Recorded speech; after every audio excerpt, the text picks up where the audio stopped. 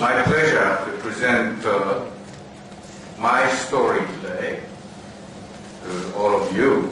And this story is probably palladium. Of course, I'm very, very partial, to palladium. I had a house designed by myself and built by a local builder in year 2000. And my students named the house Palladium. So that should help my or our obsession with palladium. So today, can you hear me? Yeah. So how can you use this? I will be looking back and then this microphone, then be recognized by the Nobel Foundation in 2010. This is indeed a scheme for palladium catalyzed cross-coupling. So here, M goes around and around and around. And M can be nickel, but nickel is not the best. By far the best is palladium. So this is the story. And I won't have time to discuss this part. So be it. It's kind of dark. And this is what we currently do.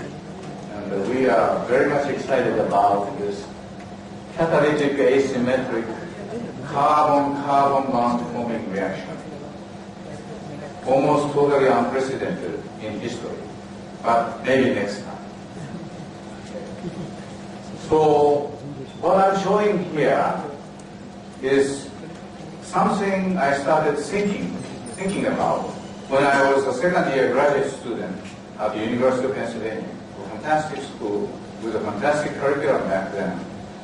My poor background, which I was mentioning about, that was completely revamped in a very, very solid way.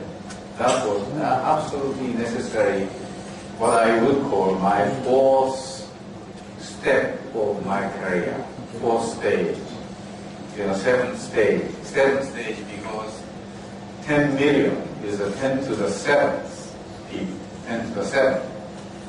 So looking back, I feel I had climbed up 7 steps in a very highly competitive way. Okay. And I was a darn good student at the University of Pennsylvania. Maybe because I was a few years older than most of the others. I had extra experience. Now in the second year, I went into the laboratory. I was a miserable failure. Many things went wrong. Pumping and being explosion or something like that. And instead of blaming to myself for very poor skill, poor technique, I blamed to the state of the art of organic synthesis back then. Why is organic synthesis so complicated, roundabout, and it doesn't work as written? So this triggered my thinking. How should we improve and simplify our organic synthesis? Out came the notion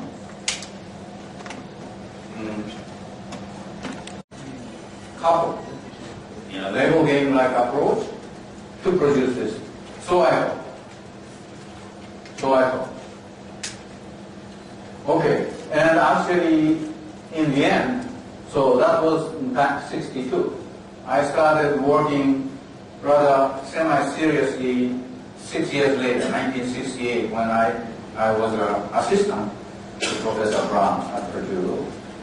And then, more seriously, I started doing this thing, pursuing this thing more serious when I got an assistant professor position at Syracuse, 1972, 4 years later.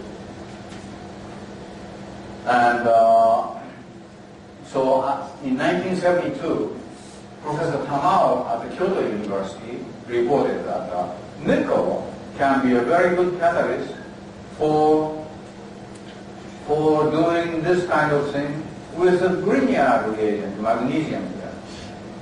And I thought, gee, that was a good thing to know. And I figured that if nickel can catalyze the Grignard cross-coupling, perhaps nickel can also catalyze the boron in this position, metal boron. That would be sort of like a Suzuki couple. But I was also a boron chemist in Brown's group, so boron was very much so I was very much interested in boron. So I started out with the boron so boron and the copper, 1968, and it didn't work. Then later I switched to boron and nickel. It didn't work.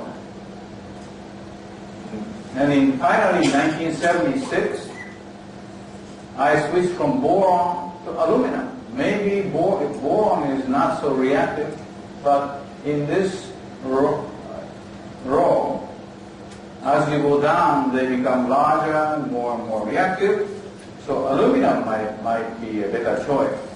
So we tried the organo-aluminum Lego game cross-coupling reaction in this manner with Tamao's nickel as catalyst. Bingo! That was our first home run, 1976. 1976 proved to be a very, very important year for us. And what we did was, without stopping there, we were somewhat dissatisfied with nickel. Stereoselectivity, cis and trans, olefins and so on. That was about 95% with nickel. And I said 95%, that's not good. It's got to be 100%, or nearly so. I think our goal should be as high as possible.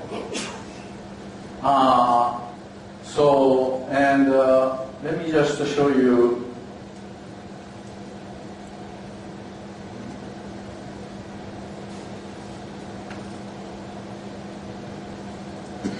Yeah, here it is. So here it is. I'm using aluminum, as I was telling you. So this is alkene aluminum, trans alkene aluminum. And then we reacted this thing with a trans iodalkene as well as cis iodalkene. And in my opinion, we should be able to synthesize any organic compounds as a pure compound. Otherwise, your job for organic synthesis is not very good. And as I was telling you, so our first success came with aluminum here, and then a nickel as a catalyst, 5% catalyst. And for trans diene synthesis, we observed 95% EE, that's the trans. But when we tried the trans-cis conjugated diene synthesis with nickel as a catalyst, this stereoselectivity went down further from 95 to 90. That's terrible to me. Many people are happy, but I was very unhappy. I like 100. So that's the time I got more serious. I think we should learn from Mendeleev. In other words, in chemistry, synthesis, periodic table is our universe. And, so let's just go back to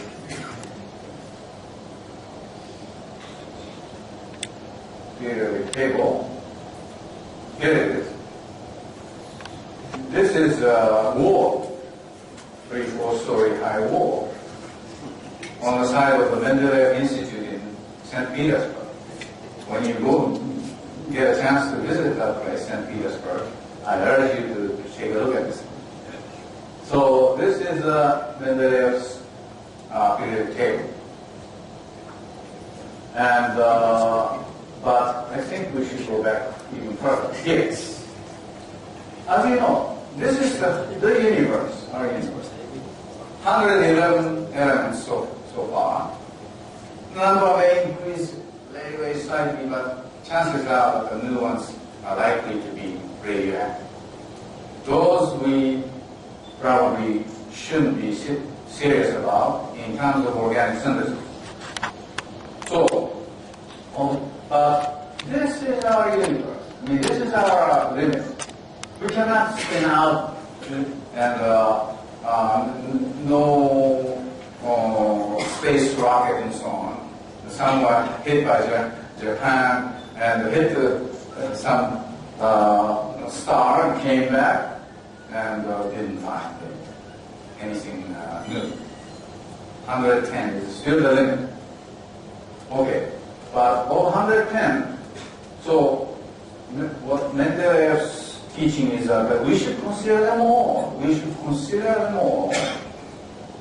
Then, first of all, you realize that we get to use about 70 out of 110.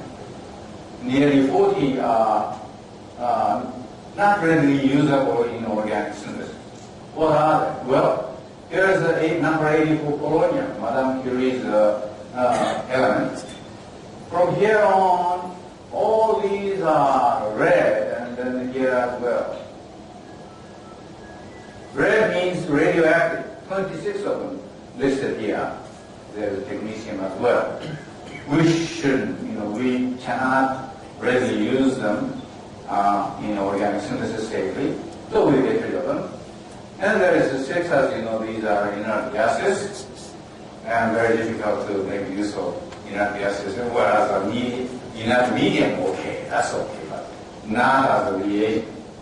So we get eliminate those, and we should also eliminate up to 10 or so intrinsically toxic elements. There are some such intrinsically toxic elements, beryllium. No matter how you use it, it tends to be toxic. Okay, cadmium. For Japanese, no. Cadmium tends to replace calcium and eats up your bone system. And mercury, or Japanese, no, is Minamata disease.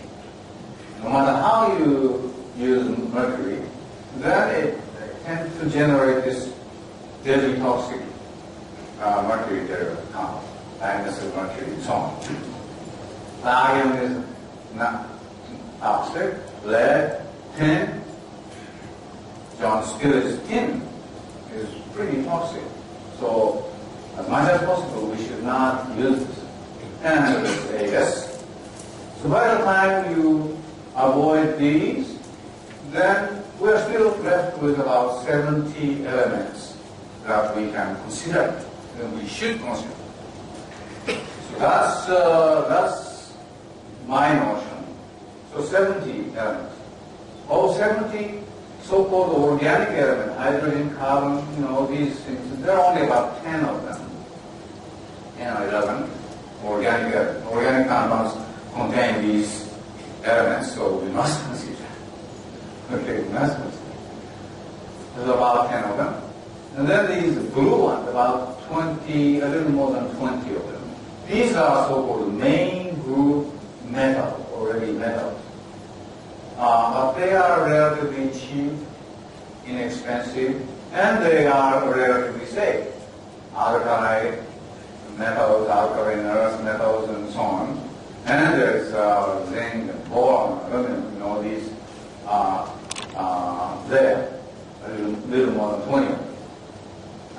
should try to use them. You have to be sometimes careful. But what I have been emphasizing is this here, golden color. It's not just yellow, golden color. So for the D block transitional, 3 times 8, 24, minus 1. Technetium is a radioactive artificial element. 23 D block transitional. Here's another transitional series, F block transitional. They seem to be pretty useful, but particularly useful ones bunch 23 D block transitional. How effectively we use these D block transition metals? Mainly as a catalyst, because they tend to be expensive. That will help sustain. That will determine how well our human societies may be able to sustain our life, our existence in 21st century and beyond. I'm very, very serious. Let me just point out. So before this gathering, we were touching on, this, for instance, gold, platinum, iridium, the palladium. Some of the most expensive D block transition metals. Turns out that all of us use them. All of us have them in a most unexpected place.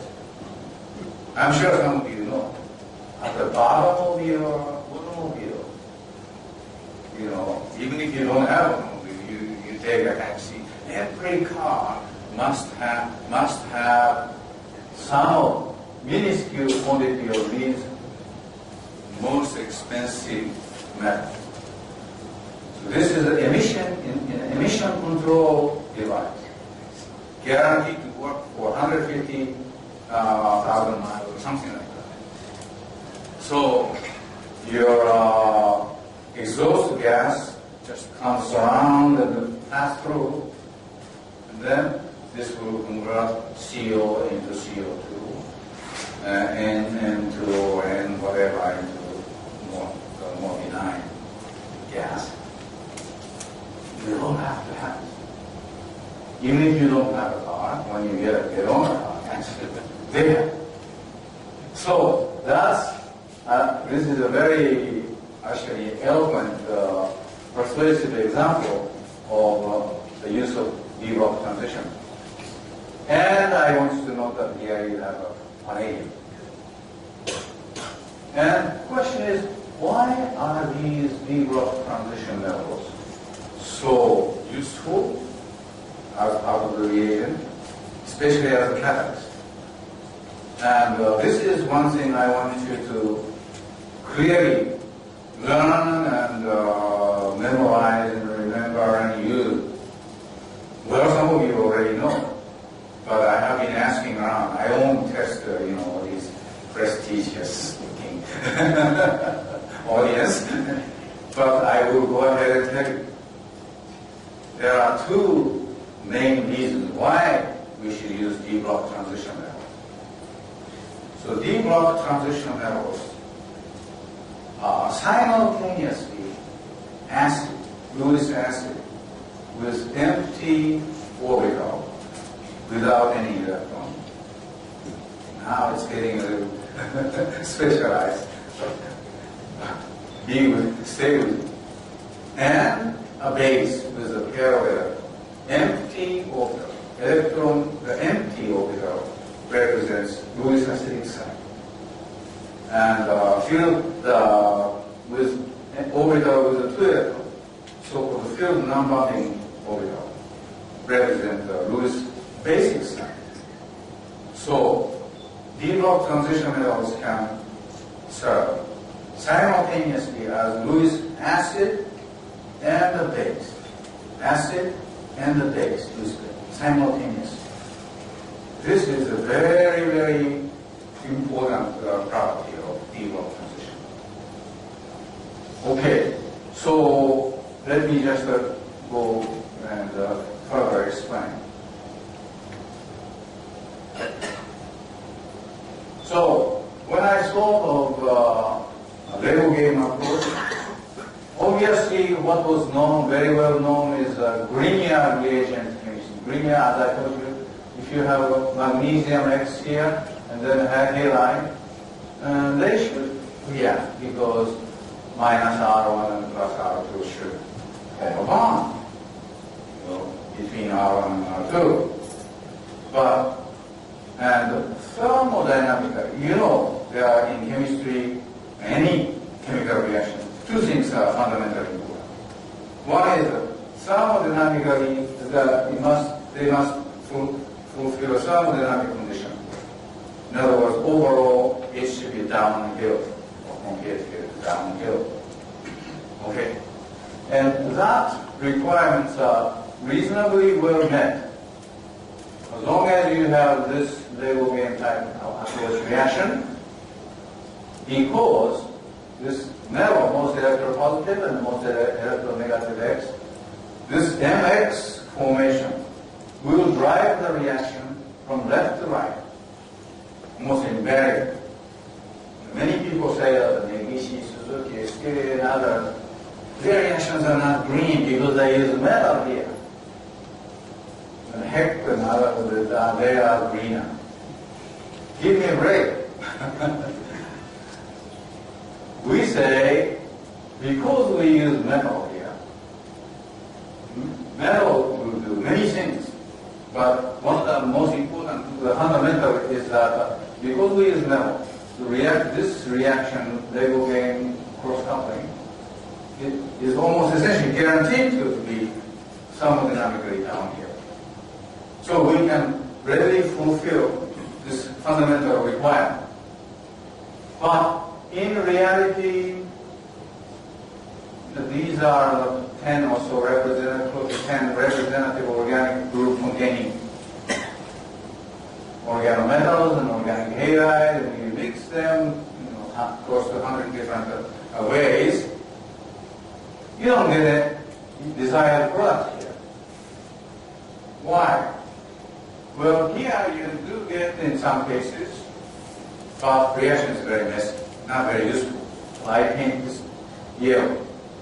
Overall, without transition as a catalyst, this Lego game method is pretty much useless.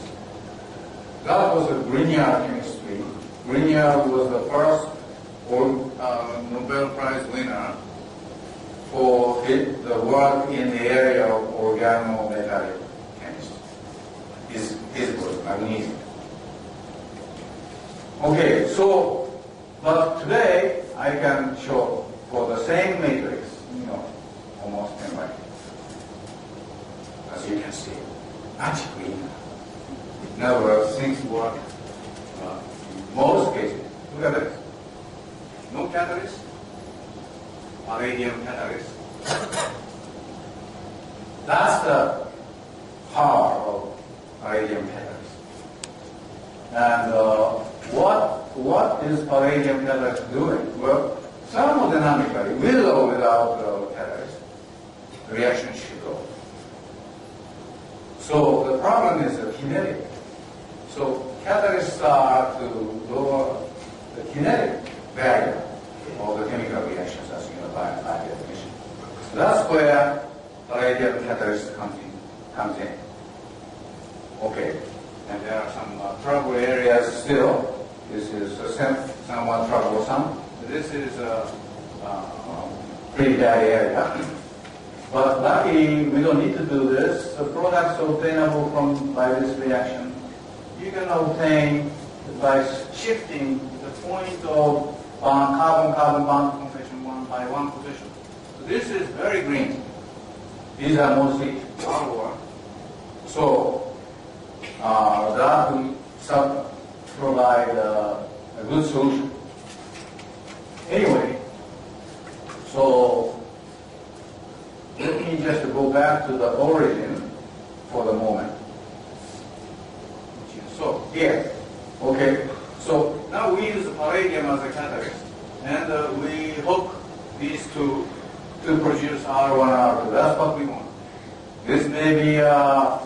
food items, this may be a clothing item, this may be a drug, precious drug, and high-tech electronic materials and so on. All kinds of organic, variety of organic compounds are represented by this. Okay, so now we bring the palladium, for instance, to 0. Palladium 0. And it will grab R1 and R1X, split the bond, and sneak in here. Now palladium is palladium 2, and then this can exchange X, swap R2 and X. Now both R1 and R2 are grabbed by palladium. It's a matchmaker, cross coupling. So palladium will do this, out comes what you want. And if you subtract this from this, then what is left is this green part, MLN, the distance. So it will go around and around and around. How many times? Well, we have done this in recent years, checked representative cases, million times. Million times, busy guy, they will go around and around, a million times. If palladium goes around a million times, even if it costs $1 million to promote this catalyst, it's just $1 per mole. Almost nothing ever better. So, cost is no issue. And then some pharmaceutical people raise this safety issue. Safety issue due to catalyst rating. There's a minor issue there. So they suggested that we should go further, go beyond the million. Recently we tried them.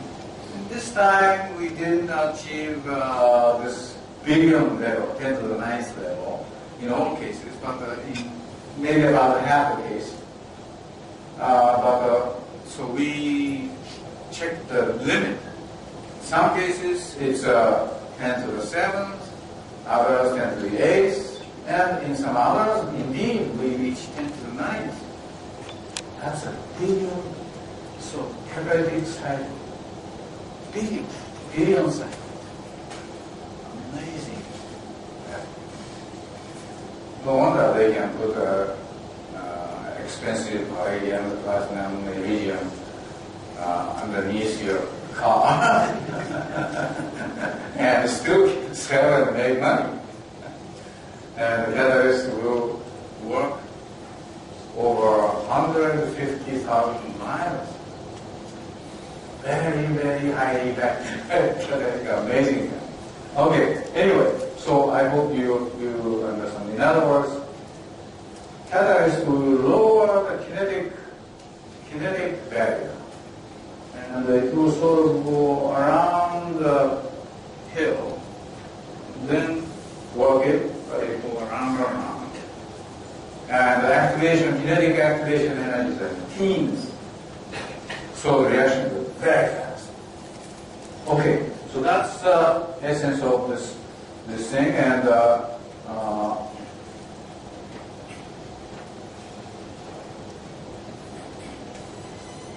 okay, so here it is. We use metals because they are fundamentally electron deficient. Boring, 6 electron species, not 8 octet. 8 is sort of saturated, coordinatingly saturated. Okay, and because of this Lewis acidity, remember, electron deficient species having empty orbital, Lewis acid, they react very rapidly with alkenes and any other compounds. And this is indeed the mechanism of Professor Brown's hydroboration. Very fast, even at minus 70, 8 degrees. important thing is this reaction is a strictly 100% cis addition at both B and H add from the same side. These are becoming very, very, very important. Okay, and this B can be replaced with a variety of metals. Metals are the Lewis acidic source. So zirconia, this is not a 60 electron species, this is a 16 electron species, but 18 is the saturation number. So this has one empty orbital. So if you look at this part, they are fundamentally the same. Names are different. So this does the same thing. Hydrozirconation. We use a lot of this reaction. And you're right, it is also 100% cis addition. So both hydrogen and zirconium come from the same thing. This kind of selectivity, stereoselectivity, and other selectivity, they are very, very important. Okay. So, and I was telling you that the transition metals can be simultaneously Lewis acid and electron deficient Lewis acid, and electron pair donating Lewis base.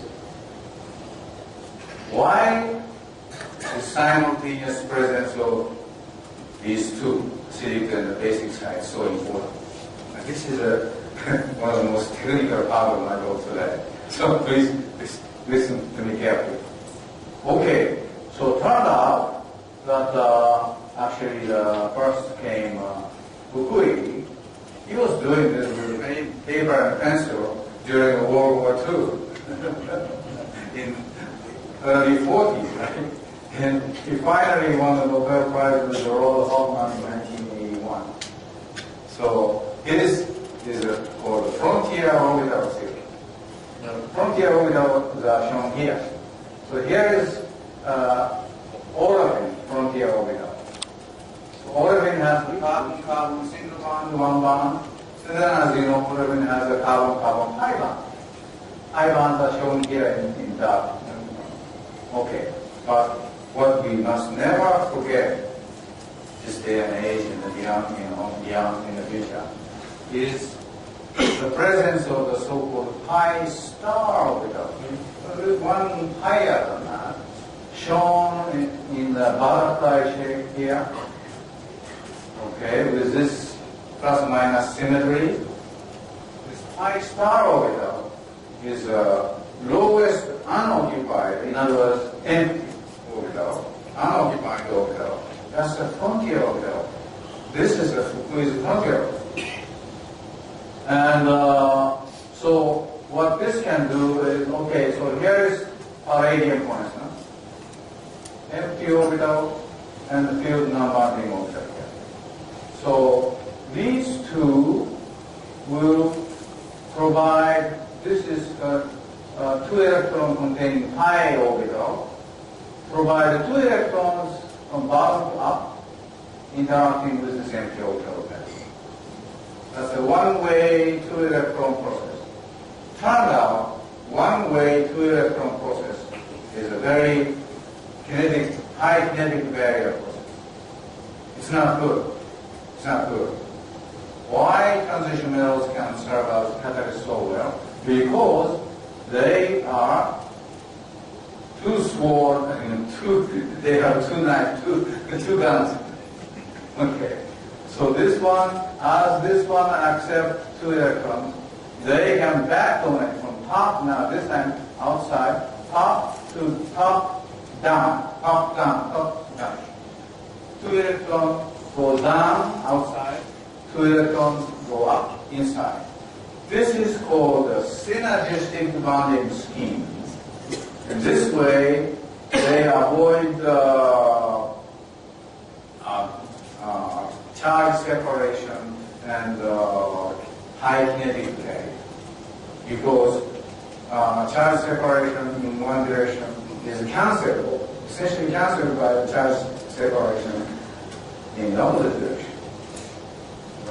So kinetic barrier becomes very important. This is one of the fundamentally important feature of transition metal, theme of transition metal catalysis. So this slide is probably the most important slide of today's lecture. So indeed, Fukui, Hoffman, they won the Nobel Prize in 1981 for this work. World War I earlier, 1965, not for this kind of work, but he participated. He was the one who hired Hoffman to work on this project. But Woodward actually won earlier, and by the time Fukui and Hoffman received in 1981, Woodward already had passed away. But this was for his organic synthesis. Only duo never won. I am a great fan of duo and this global scheme. But anyway, now accepting this two-way, two electrons go up, 2 electrons go down. Two-way, 4 electron process. This is very, very, very important. Then you look at the proposed hydrometallation mechanism, which I was already showing you.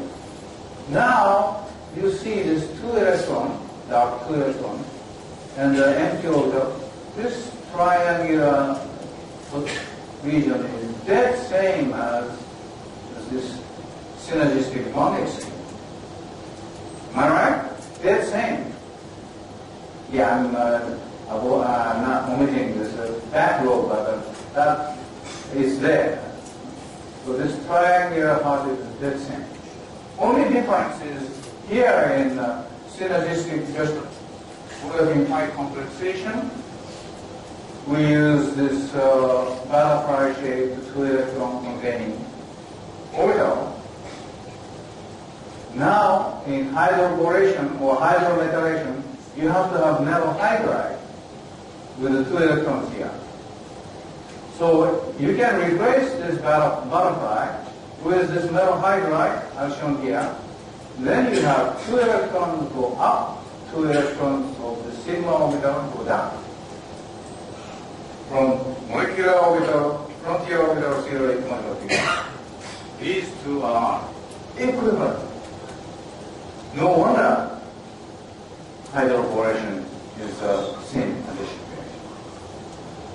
Okay, now if you accept this mechanism for hydrometallation, like a brown hydroboration, now let's replace this hydrogen with a carbon.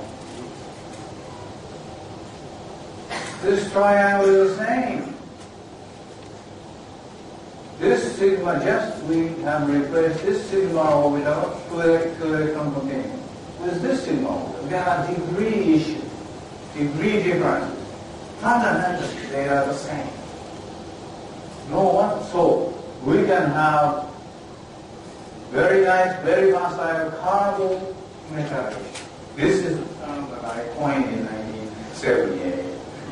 Nobody said this term had been used before. I published used in 1978. This is my term. What a joke.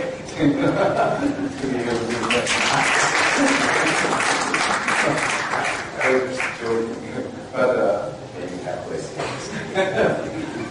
So now you can see that with the transition element, or without the transition element, you can have this kind of conservative, very well behaving carbon metal bond addition. Notable example, singular matter olefin for carbonation, olefin polymerization. They are, as you know, isotactic and very stereoregulated, as indicated by this scheme. Now you accept this shift from this synergistic dual synergistic bonding scheme to accommodate the mechanism of hydrometallation, including hydroboration, and the mechanism of carbometallation. We have just to consider hydrogen and carbon.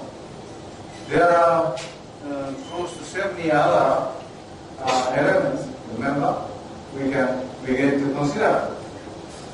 And why not do that? That's shown here. So X plus halogen here, that is the halometallation. Halometallation. Around here, I was telling you that the metal halogen halide bond is very strong. So now you break that one. It could be an uphill contrathermal bond. You have to be careful. But depending on the metal, reaction can be not thermodynamically downhill. Back in 1964, in UK, my lab reported haloboration. Haloboration. Boron is very electronegative, therefore bond is not so strong. They are not thermodynamically accepted. So haloboration reaction must go in this way. How do we know? Well, they're fast, first of all. Secondly, 100% synergy. These are the kinds of reactions that we like to use. And there are a dozen or so X we can place here, halogen, sulfur, oxygen, and so on. And there are maybe 60 or so metals, right? 60 or so metals. Metallometallation. There is nothing wrong. So these are, gold mines for your future research. Well, we have already been doing it. We have luckily discovered a fair number of it. Okay, so that's how we can do research. But let's go. Okay, so here, okay, this is I just happened to be here. I wasn't quite intending. We spent, Tony King and I, published in 78, but in 1977, spent just a couple of weeks with this reaction. Acetylene, alkynyl metal, and this aryl iodide. We put methyl because methyl can be also omega or para. So see if that methyl moves around or stays in also. That is the regioselectivity issue. And using the newly found vanadium catalysis, we said, what kind of metal counter cations can be used here? What is the scope? And we chose about 10 to dozen. Alkali metals, sodium, magnesium, they're not very good. But out came zinc. We already knew the superiority of zinc. That was discovered a little earlier. But zinc reaction was very fast, high yielding, excellent yield. Later this has been called NEGISHI. Fine, thank you.